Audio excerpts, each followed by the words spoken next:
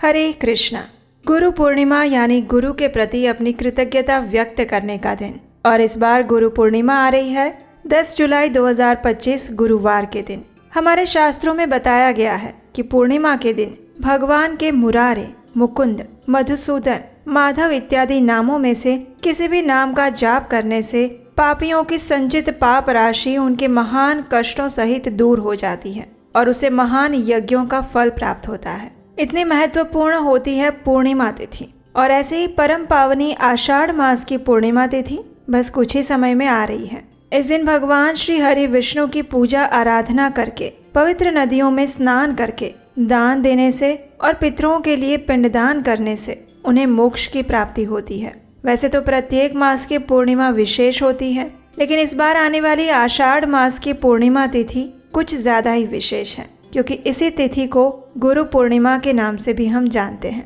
यह गुरु पूर्णिमा तिथि विशेष रूप से हमारे सभी प्राचीन ग्रंथों के रचयिता श्रील व्यास देव जी को समर्पित है और इसलिए कई लोग इसे व्यास पूर्णिमा के नाम से भी जानते हैं। इस दिन विशेष रूप से श्रील व्यास देव के प्रति कृतज्ञता व्यक्त की जाती है, उनकी पूजा आराधना की जाती है और उनका आशीर्वाद प्राप्त किया जाता है। इसी परंपरा को निभाते हुए गुरु पूर्णिमा के विशेष दिन पर शिष्य अपने गुरुओं की पूजा अर्चना करते हैं और गुरु का अर्थ है जो आपको आध्यात्मिक ज्ञान और शिक्षा प्रदान करें। तो चलिए आज के इस वीडियो में जानते हैं कि इस बार गुरु पूर्णिमा तिथि के शुभ मुहूर्त कौन से हैं। अगर आप पूर्णिमा के दिन व्रत और उपवास का पालन कर रहे हैं, चंद्रदेव को अर्घ्य देना चाहते हैं, तो ये सारे कार्य किस समय में करने चाहिए। आइए आज का वीडियो आरंभ करते हैं। इस वर्ष में आषाढ़ मास की पूर्णिमा तिथि आ रही है 10 जुलाई 2025 गुरुवार के दिन। इसी दिन को गुरु पूर्णिमा के नाम से भी हम जानते हैं। पंचांग के अनुसार आषाढ़ पूर्णिमा तिथि का प्रारंभ हो रहा है 9 जुलाई 2025 बुधवार की रात्रि में 1:36 पर और ये तिथि समाप्त हो रही है 10 जुलाई 2025 गुरुवार को मध्य रात्रि 2:06 पर। तो इस प्रकार से गुरु पूर्णिमा तिथि 10 जुलाई गुरुवार के दिन ही मनाई जाएगी और पूर्णिमा का व्रत भी इसी दिन रखा जाएगा। इस दिन प्रातः ब्रह्म मुहूर्त का समय रहेगा सुबह 4:10 से लेकर 4:50 तक। प्रातः काल में अगर आप अपने गुरुदेव की पूजा अर्चना करना चाहते हैं या फिर श्रील व्यास देव जी की पूजा करना चाहते हैं तो ये समय रहेगा सुबह 4:30 बजे से लेकर 5:30 बजे के बीच में और सूर्योदय होगा सुबह 5:31 पर। संध्या के समय में सूर्यास्त का समय रहेगा शाम 7:22 पर और चंद्रोदय का समय है शाम 7:20 पर। संध्या काल की पूजा करने का समय है शाम 7:22 से लेकर 8:23 तक।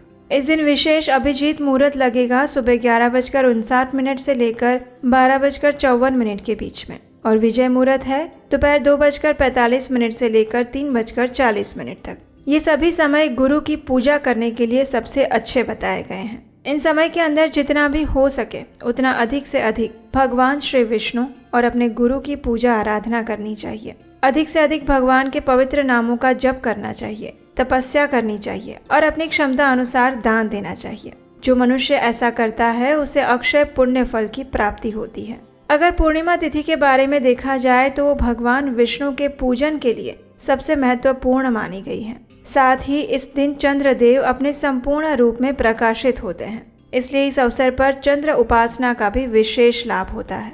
स्कंद पुराण, पद्म पुराण, महाभारत आदि अनेक धार्मिक ग्रंथों में पूर्णिमा व्रत का वर्णन हमें प्राप्त होता है। इस कल्याणकारी पूर्णिमा व्रत को पापों के क्षय, पुण्य वृद्धि और मानसिक शुद्धि के लिए अत्यंत फलदायी बताया गया है। इस दिन संपूर्ण दिन का उपवास करना चाहिए, भगवान का ध्यान, जप, भजन इत्यादि करना चाहिए।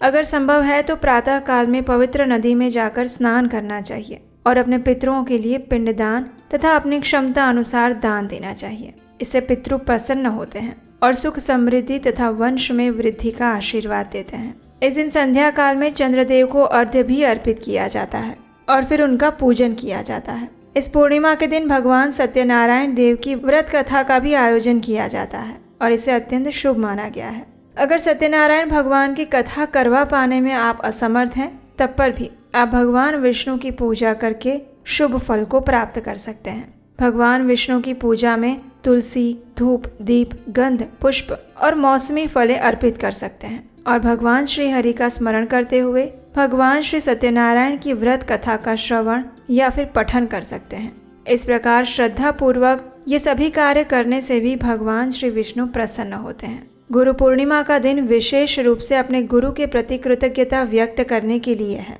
और इसलिए इस दिन आप किसी न किसी रूप में अपने गुरुजनों के प्रति अपना अहोभाव और कृतज्ञता व्यक्त कर सकते हैं।